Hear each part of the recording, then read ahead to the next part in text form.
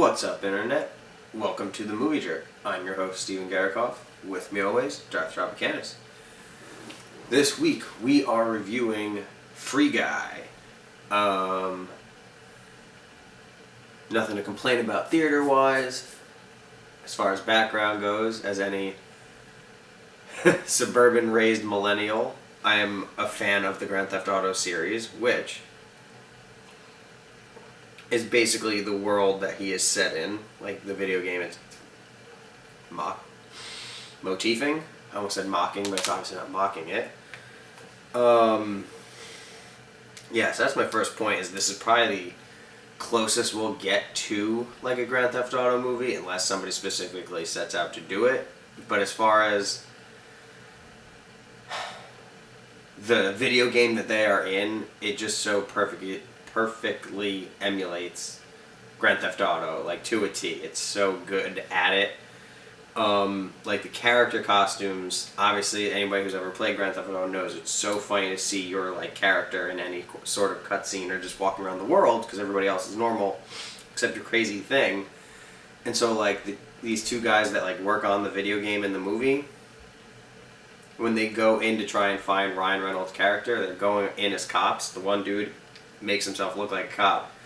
The other one's literally in like a giant pink rabbit costume. And it's just so funny because like, you know, the movie perfectly shows just how like nobody's thinking it's weird, even though it's obviously very weird. When they're in the real world showing Ryan Reynolds' character, whoever spent the time animating him really enjoyed their job.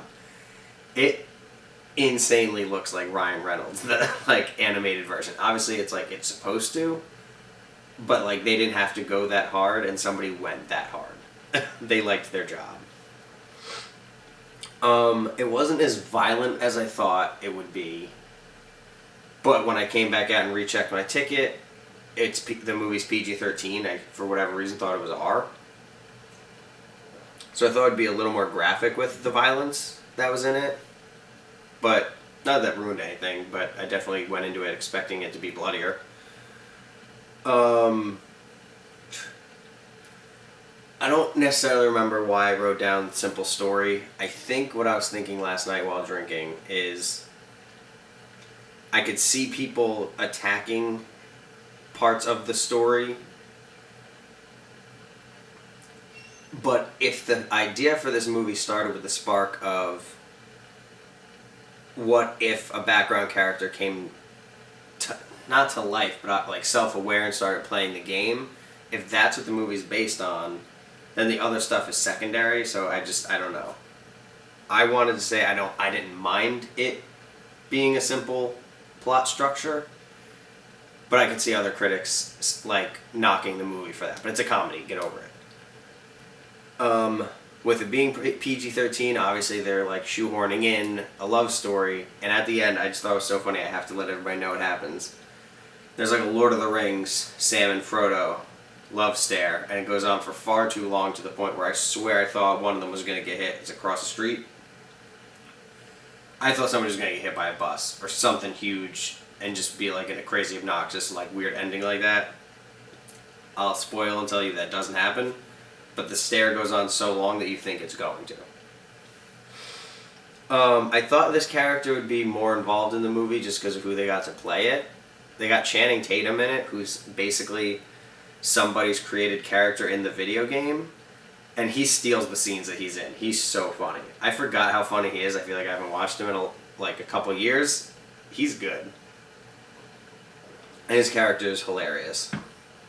There's a Marvel reference, and I'm kind of really hoping that when Disney finally puts Deadpool into the MCU, he does something similar and then references this movie by just being like a deja vu comment or something like seems familiar. I'd like that a lot. There's also a cameo by somebody from the MCU. I won't say who, but there's a cameo and it's very funny. For anybody who sometimes likes to stick around through the credits, there is no Easter egg, so I'm going to tell you, you don't have to waste time sitting through the credits. No Easter egg. Rating time? I think so. While it was funny, and it wasn't bad by any means, I wasn't cracking up throughout the movie, so I'm gonna give it a 7 out of 10 jerks.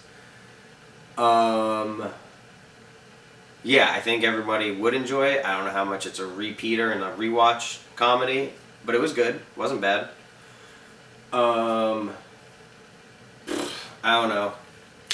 I guess that's it. Remember to like, dislike, comment, share it, tell people about it, hide it underneath your bed and lock it away in a box. This is the Movie Jerk. We reviewed Free Guy this week. See y'all next week.